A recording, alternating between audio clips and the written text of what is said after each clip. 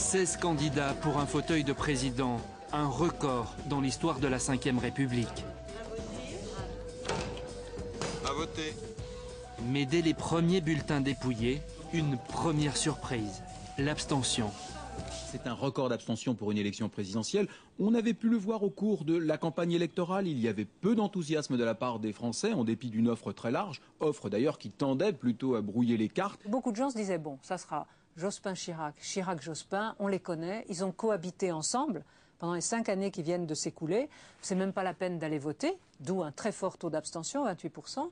Ou alors faisons-nous plaisir, votons pour un petit candidat et adressons comme ça un message à ces deux-là qui croient que c'est déjà arrivé. Les Français essayent de dire d'une façon ou d'une autre à leurs dirigeants on n'est pas d'accord avec la manière dont vous dirigez le pays. Et on n'aime pas votre façon de faire de la politique. Le premier bureau de vote qui rentre me montre un Chirac en haut, Le Pen juste derrière et Jospin beaucoup plus bas. C'est là que la stupeur, évidemment, a surgi, qu'on n'y croyait pas. Et à 19h, on dit c'est fini. Nous avons conscience que c'est un événement politique considérable. Dominique de Villepin arrive pour apporter les premières indications. Et là, il dit au président, Le Pen est juste derrière vous. Et là, Chirac va le renvoyer, mais durement, en disant... Écoutez Dominique, soyons sérieux, on a du travail à faire. Et là, l'atmosphère devient totalement irrespirable.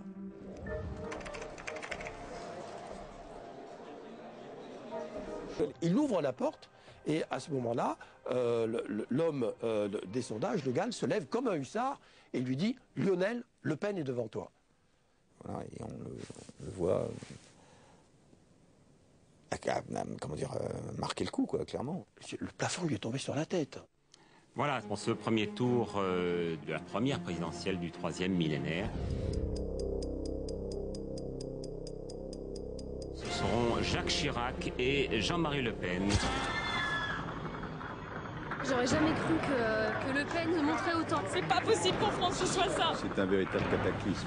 On n'avait jamais imaginé la défaite au premier tour. Personne, pour être honnête, ne l'avait prévu. C'est vrai que c'est une joie extraordinaire. Je suis socialement à gauche, économiquement à droite et plus que jamais nationalement de France. Et F comme fasciste, et F comme fasciste, nous sommes tous des enfants d'immigrés.